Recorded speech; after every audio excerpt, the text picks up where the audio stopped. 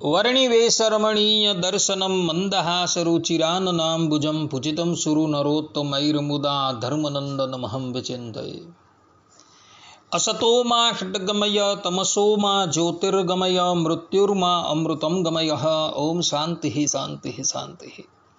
अस्मद्गुरुसमारम्भां नाथयामुनमध्यमां लक्ष्मीवल्लभपर्यन्तां वंदे गुरुपरंपरा। આજની જ્ઞાન સભાની અંદર પધારનારા બધા જ ભગવદ્ ભક્તોને વેદાંતાચાર્ય, પુરાણ ઇતિહાસાચાર્ય, એમ.એ. ફિલોસોફી શાસ્ત્રી રાકેશભાઈના હિતપૂર્વક જય સ્વામિનારાયણ. ભક્તો, આજની આ જ્ઞાન સભાની અંદર આપણે બધા એક બહુ જ મહત્વના વિષયની ઉપર વાત શ્રવણ કરશું, અને એ વિષય છે કે ભગવાન શ્રી હરિના અવતાર ધારણનો હેતુ શું હતો. એ વિષય પર આપણે થોડી વાત શ્રવણ કરશું. તો બધા જ શ્રોતાગણો પોતાના હિતને અર્થે આ પ્રવચન એકાગ્ર મને કરીને શ્રવણ કરે અને એને આત્મસાત કરી લે. સર્વપ્રથમ અવતાર શબ્દનો અર્થ શું થાય તેના પર થોડી વાત શ્રવણ કરશું.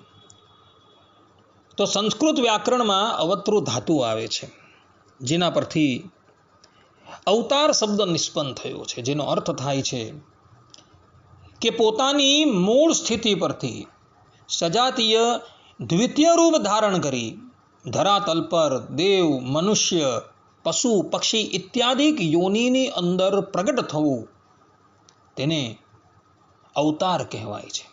આ પ્રમાણે અવતાર શબ્દનો અર્થ આપ્તજનોએ કરેલો છે.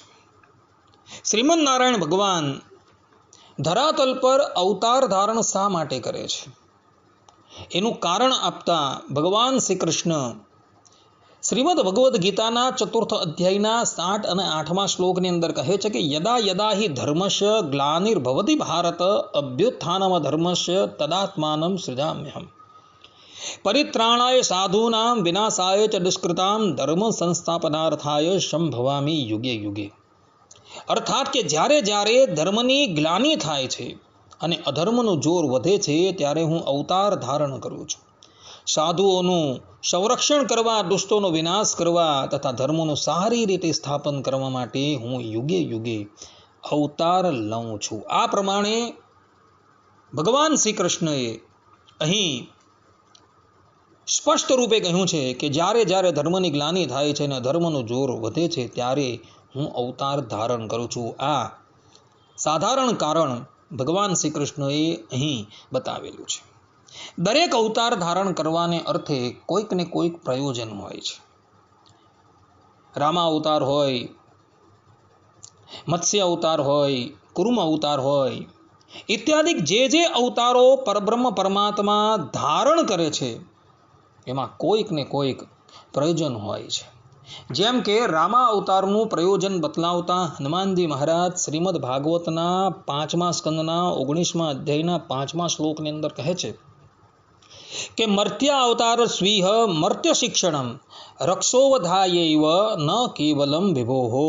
અર્થાત કે હે પ્રભુ, તમારો મનુષ્ય અવતાર માત્ર રાક્ષસોના વધ માટે જ નથી, બલકે એનું મુખ્ય ઉદ્દેશ્ય તો મનુષ્યના ધર્મોનો બોધ આપવા માટે છે. આ પ્રમાણે રામા અવતારનું મુખ્ય પ્રયોજન પોતાના આચરણ દ્વારા મનુષ્યને મનુષ્યત્વનો બોધ આપવો એ છે, એવું હનુમાનજી મહારાજ કહી રહ્યા છે. તે જ પ્રમાણે શ્રીમદ નારાયણ ભગવાને મત્સ્ય અવતાર ધારણ કરેલો હતો. એ મત્સ્ય અવતાર ધારણ કરવાનું શું પ્રયોજન હતું, તો તે વિશે સદગુરુ સતાનંદ સ્વામી સત્સંગી જીવન દ્વિતીય પ્રકરણ 26મા અધ્યાયની અંદર કહે છે કે મત્સ્યમ રૂપમલૌકિકમ ભુવિદદત કલ્પાંત કાલે નૃપમ શાકમ ભૂતર્ણૌ મહર્ષિભિરપાત સત્યમ વ્રતમ તોયગઃ તસ્મૈ મત્સ્ય પુરાણ માહ ચ હયગ્રીવમ નિહત્યાસુરમ ધાત્રે દાન નિગમાંશ યહ સહરતાત કષ્ટમ સમગ્રમ હરિ. અર્થાત કે જે ભગવાન શ્રી હરિએ કલ્પને અંતે નૈમિતિક પ્રલય સમયે ભૂમિ ઉપર દિવ્ય મત્સ્ય અવતાર ધાર્યો હતો. પ્રલય અવસ્થામાં જ ભૂમિરૂપી નૌકામાં સપ્તર્ષિઓની સાથે સત્યવ્રત રાજાની રક્ષા કરી અને તે રાજાને મત્સ્ય પુરાણ સંભળાવ્યું. તથા વેદોને લઈ ગયેલા હયગ્રીવ નામના અસુરને મારીને બ્રહ્માને ફરી વેદો પાછા આપ્યા હતા. કહેવાનું તાત્પર્ય એ છે કે હયગ્રીવ નામનો દાનવ બ્રહ્માજી પાસેથી વેદ ચોરીને લઈ ગયો હતો અને વેદ ચોરી રસાતળની અંદર જતો રહ્યો હતો. ત્યારે શ્રીમદ નારાયણ ભગવાને મત્સ્યનું રૂપ ધારણ કરી રસાતળમાં પ્રવેશ કરી હયગ્રીવ નામના દાનવને મોતને ઘાટ ઉતારી હયગ્રીવ પાસેથી વેદો લઈ બ્રહ્માજીને આપેલા હતા. આ મત્સ્ય અવતાર ધારણ કરવાનું પ્રયોજન હતું. તે જ પ્રમાણે કુર્મ અવતાર ધારણ કરવાનું શું પ્રયોજન? તો સદગુરુ સતાનંદ સ્વામી સત્સંગી જીવન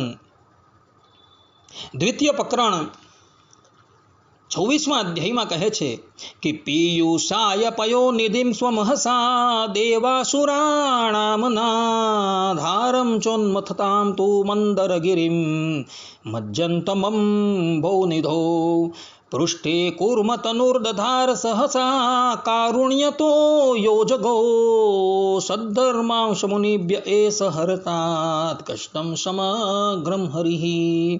અર્થાત કે દેવો તથા અસુરો જ્યારે અમૃત મેળવવા આપ બળે જ ક્ષીર સમુદ્રને મથતા હતા ત્યારે તે ક્ષીર સાગરમાં રવૈયા રૂપ મંદરાચળ ડૂબવા લાગ્યું. ત્યારે કરુણા કરીને જે શ્રી હરિએ કુર્માવતાર ધારણ કર્યો અને પોતાની પીઠ ઉપર તે નિરાધાર દુપટા પર્વતને ધારણ કર્યો અને નારદાદિક મુનિઓને સદ્ધર્મનો ઉપદેશ કર્યો હતો. તે શ્રી હરિ મારા સમસ્ત દુઃખોનું નિવારણ કરો. આ પ્રમાણે કુર્મ અવતારનું પ્રયોજન સદગુરુ સતાનંદ સ્વામીએ બતાવેલું છે. કહેવાનું તાત્પર્ય એ કે ભગવાન શ્રી હરિના જે અવતારો થાય છે એ કોઈક પ્રયોજનથી થતા હોય છે. તે જ પ્રમાણે ઘોર કલિકાલની અંદર પરબ્રહ્મ પરમાત્મા ભગવાન શ્રી હરિ ધરાતલ પર કેમ પધાર્યા? ભગવાન શ્રી હરિના અવતારનું શું પ્રયોજન હતું? એ વાત ભગવાન શ્રી હરિએ પોતાના સ્વમુખે હરિવાક્ય સુધા સિંધુ તરંગ 146 શ્લોક 61ની અંદર કહેલી છે. ત્યાં ભગવાન શ્રી હરિ કહે છે કે એતામ બોધયિતુમ સમ્યક મમે વેદમ જનો નૃષો. અર્થાત કે સુખરૂપ મારા સ્વરૂપનો સપ્રકારે બોધ આપી પરમ પ્રાપ્ય રૂપ મારું સ્વરૂપ પમાડવા રૂપ પરમ મોક્ષ કરવો એ જ મારા અવતારનું મુખ્ય પ્રયોજન છે. ભગવાન સ્વામિનારાયણ આ વાત પોતાના સ્વમુખે કહે છે. શું કહે છે? જુઓ, સાંભળો કે સુખરૂપ મારા સ્વરૂપનો સપ્રકાર બોધ આપી પરમ પ્રાપ્ય રૂપ મારું સ્વરૂપ પમાડવા રૂપ પરમ મોક્ષ કરવો એ જ મારા અવતારનું મુખ્ય પ્રયોજન છે.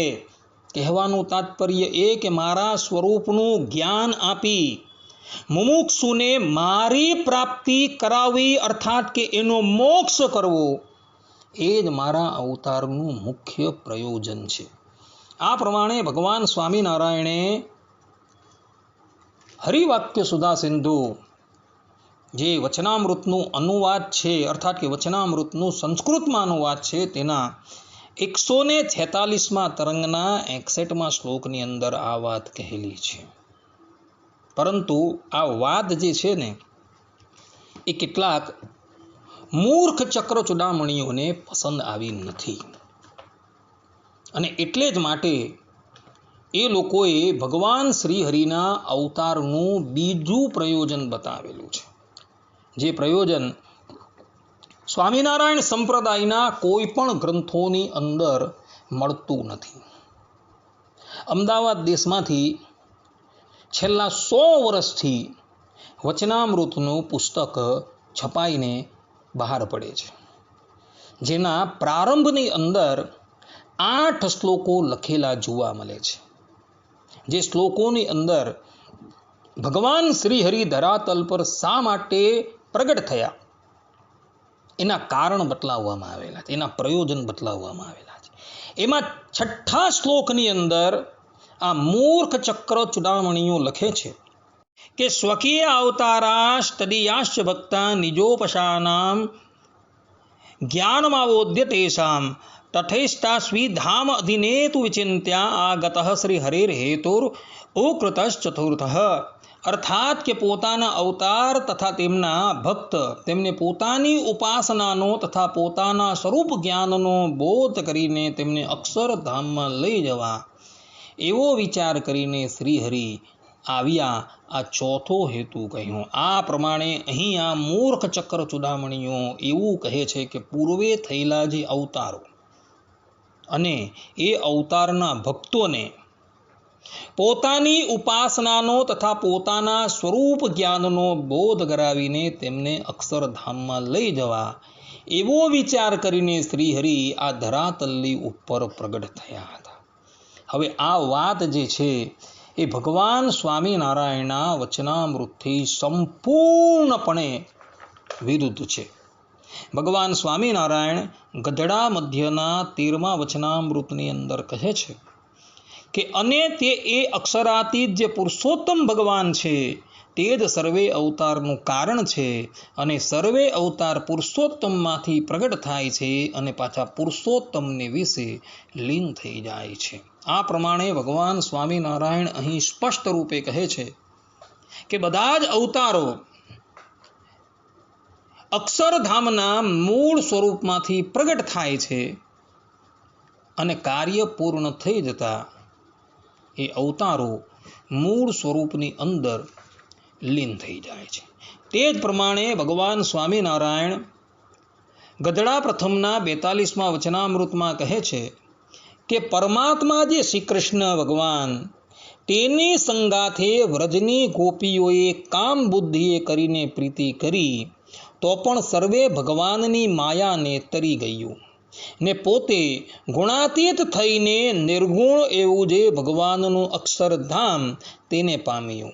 તેનું કારણ એ જ છે જે શ્રી કૃષ્ણ ભગવાન પોતે સાક્ષાત પુરુષોત્તમ ગુણાતીત દિવ્ય મૂર્તિ હતા તો તે સંગાથે ગોપીઓએ જાણે અજાણે પ્રીતિ કરી તો પણ તે ગોપીઓ ગુણાતીત થયું. અહીં સ્પષ્ટ રૂપે ભગવાન સ્વામિનારાયણ એવું કહે છે કે વ્રજની ગોપીઓએ કામ ભાવથી શ્રી કૃષ્ણ ભગવાનની સાથે પ્રેમ કર્યો તો એ બધી જ ગુણાતીત થઈને ભગવાનના અક્ષરધામમાં ગઈ.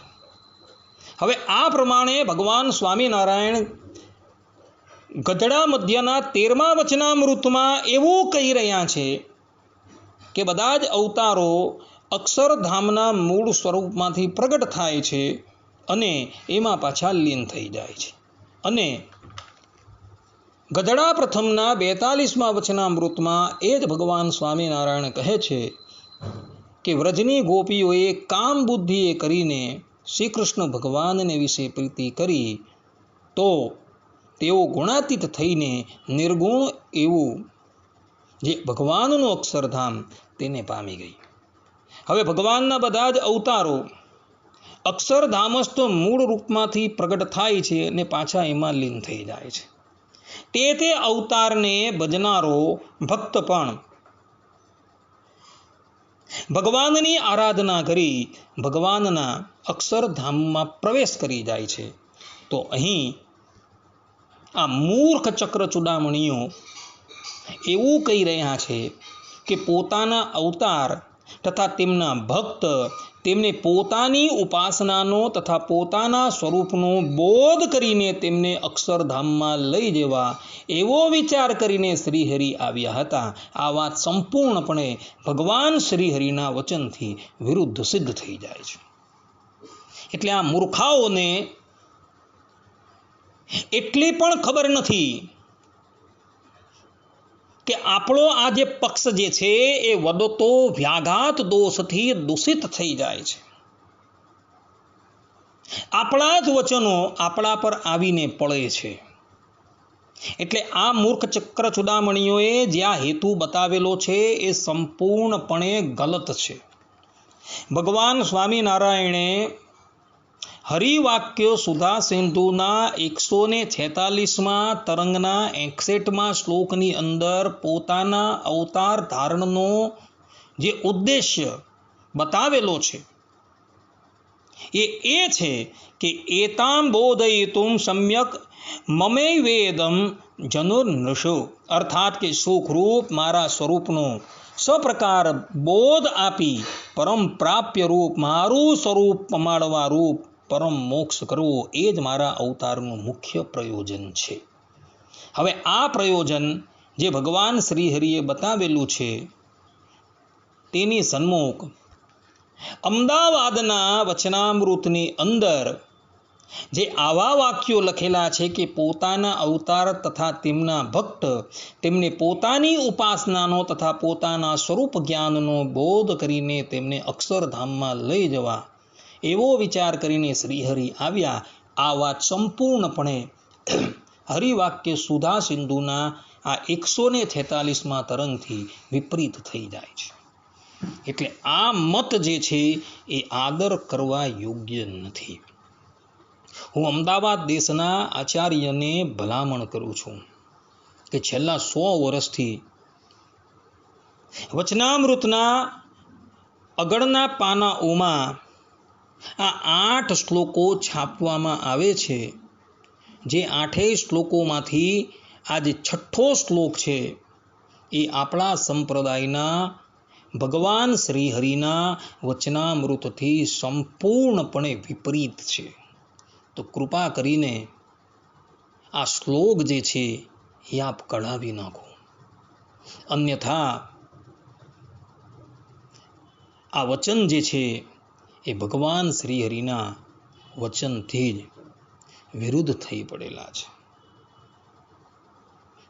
અને કોઈ બુદ્ધિશાળી વિદ્વાન જો આ શ્લોકને વાંચશે, આ વચનને વાંચશે તો આપણે હાંસીના પાત્ર થશું. માટે કૃપા કરીને આ શ્લોક જે છે એ તમે કઢાવી નાખો. ભગવાન શ્રીહરિના અવતાર ધારણનો ઉદ્દેશ્ય જે ભગવાન શ્રીહરિએ પોતાના સ્વમુખે હરિવાક્ય સુધા સિંધુના 146માં તરંગના 61માં શ્લોકની અંદર કહેલો છે એ જ ઉદ્દેશ્ય યથાર્થ છે. આટલું કહીને હું મારા પ્રવચનને અહીં વિરામ આપું છું. સર્વે સંતુ નિરામય સર્વે સુખીનો ભવંતુ સર્વે ભદ્રાણી પશ્યંતુ મા કશ્ચિત દુઃખ ભાગ ભવેત. અસ્તુ. જય સ્વામી.